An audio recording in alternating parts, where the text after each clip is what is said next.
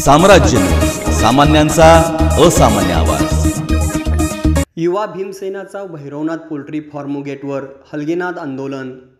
युवा भीमसेना सामाजिक संघटनेच्या वतीने भैरवनाथ पोल्ट्री फार्मच्या होणाऱ्या दुर्गंधीयुक्त वातावरणामुळे शेतकऱ्यांच्या आरोग्यावर आणि जमिनीवर होत असलेल्या दुष्परिणामाची चौकशी होऊन संबंधित शेतकऱ्यांना न्याय मिळण्यासाठी युवा भीमसेनेच्या वतीने पोल्ट्री फार्मच्या गेटवर हलगीनाथ आंदोलन करण्यात आले। गेल्या 1.5 ते 2 वर्षापासून सदरच्या पोल्ट्री फार्मजवळ मृत्यू झालेल्या कोंबड्या उघड्यावर टाकून आजूबाजूच्या परिसरात मोठ्या प्रमाणात दुर्गंधी सोडून येथील नागरिकांचे आणि शेतकऱ्यांच्या आरोग्यावर विपरीत परिणाम होत आहे। मृत्यू पावलेल्या कोंबड्यामुळे मोकाट कुत्रे आणि अन्य प्राणी कोंबड्या खाण्यासाठी येत असतात। यामुळे येथील शेतकरी आणि नागरिक यांना मोकाट कुत्र्यांचा दहशतीमुळे नागरिकांना व शेतकऱ्यांना शेतामध्ये वावरणे कठीण झाले आहे। दरम्यान या पोल्ट्री फार्मच्या दुर्गंधीमुळे आणि सांडपाण्यामुळे आजूबाजूची शेतजमीन ही नापीक होऊन शेतकऱ्यांच्या शेतातील पीक जागेवर जळून खाक झाले आहेत। त्यामुळे शेतकऱ्यावर उपासमारीची वेळ आली असून येथील भैरवनाथ पोल्ट्री फार्मच्या त्रासाला कंटाळून अनेक शेतकऱ्यांनी आत्महत्या देखील केली आहे। याच अनुषंगाने भैरवनाथ पोल्ट्री फार्मची चौकशी करून संबंधितांवर कारवाई करा अशी मागणी येथील शेतकरी आणि युवा भीमसेनेच्या वतीने संस्थापक अध्यक्ष महेश डोलारे यांनी केली आहे। जर या मागणीकडे दुर्लक्ष केल्यास भविष्यामध्ये उग्र पद्धतीचा आंदोलन करू असाही इशारा देण्यात आला आहे। मुस्ती भैरवनाथ पोल्ट्री फार्माच्या जे बाजूला शेतकरी असलेले त्या शेतकऱ्यावर या पोल्ट्री फार्मामुळे मोठ्या प्रमाणात अन्याय होतोय। या पोल्ट्री फार्माच्या प्रदूषणामुळे अनेक वर्ष झाले या शेतकऱ्याची शेती ही नापीक होत असून यांना रोगराई या ठिकाणी पसरतोय। आम्ही या मागण्यासाठी गेल्या अनेक दिवसापासून शासनाला पाठपुरावा करतोय।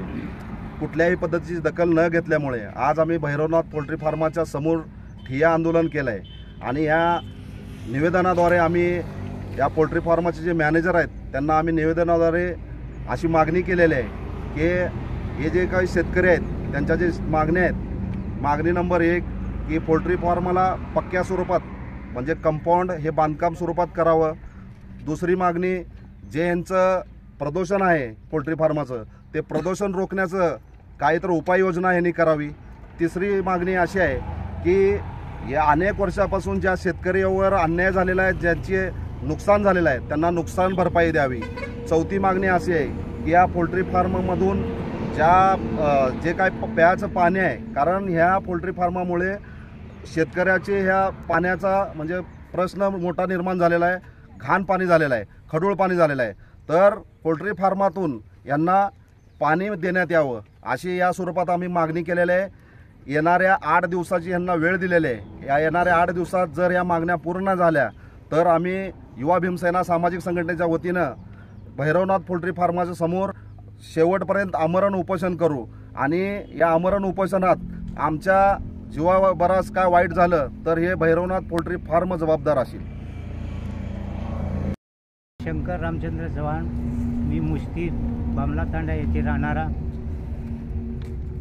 या पोल्ट्री लगत माझी शेती आहे। या पोल्ट्रीमध्ये हे उघड्यावर हे मांस टाकल्यामुळे तिथे कुत्रे भयंकर आलेत आणि ते कुत्र्यामुळं आमचे पीक पाणी सर्व नाश व्हायला आहे आणि यांचं सांडपाणी आमच्या शेतामध्ये जातो आहे। त्याच्यामुळे पीक आमचे नादुरुस्त होऊन गेलं आहे। त्या पिकाचं आता किती ते वर्षापासून आमचे हे पीक नासधूस होत असल्यामुळं आमच्या लेकराबाळाला घालण्यासाठी उदरनिर्वाह करण्यासाठी ही जी शेती आमची आहे या शेतीचे त्यांनी नुकसान भरपाई द्यावं आणि या शेतीमध्ये काय असेल ते सर्व त्यांची हे करावं। आणि आमची मागणी काय, हे रोगराई आहे, हे रोगराई त्यांची त्याच्यासाठी त्यांनी औषध वगैरे वेळेवर फवारणी करत नाहीत। आणि कंपाऊंड हे काय नुसता तारीचे जाळे बांधलेत, त्याच्यामध्ये कुत्रे अलीकड पलीकडे येतात। हे असं काय बांधून घ्या म्हणताना सावंत साहेब काय म्हणतात हे मला माहीत नाही। माझ्या साहेबाला विचारा, मॅनेजरला विचारा, मॅनेजर माझं काय काम ऐकत नाही। ते काय बोलायचं ते बोला आणि कुणालाही बी उग्र काय बी बोलतात त्याचं काय पता लागत नाही ठाम ठिकाणा। आणि कुठं काय तोडो अगर काय न तोडो आणि कुठल्या ताराला झडपा हो अगर न हो त्यानं काय म्हणजे तुम्ही तोडलात म्हणून पोलीस कंप्लेंट करायला जातोय। आणि त्याच्यापासून 3-4 वर्षापासून आमचं कंप्लेंट आहे ते कुठे गेलं आणि हे आता मध्यंतरी याने पोलीस कंप्लेंट करायला आलंय. हे शेजार गावचं असल्या कारणाने हे दुश्मनगिरीने काय बी वागतोय काय बी चालतोय. त्या पोल्ट्रीचं काय वेगळं आहे आणि सावंत वेगळंच वागतोय. ते पोल्ट्रीचे मालक कोणी काय म्हणत नाही तर मॅनेजर कोणी काय म्हणत नाही. सावंतमध्ये आपल्या शेजारचं असल्यामुळं ते दादागिरी करत हिंडतोय. काय म्हणते तुम्हाला? हा काय दादागिरी काय करते? दादागिरी काय कंपड तोडलं म्हणत त्याने हातानं तोडायचं तोडून गेले हे तोडले. हा तसं जर गावाच्या शेजारी तसा राहत तुमच्यावर असेल आरोप करते ती. हा आरोप करते. ठीक आहे, ठीक आहे.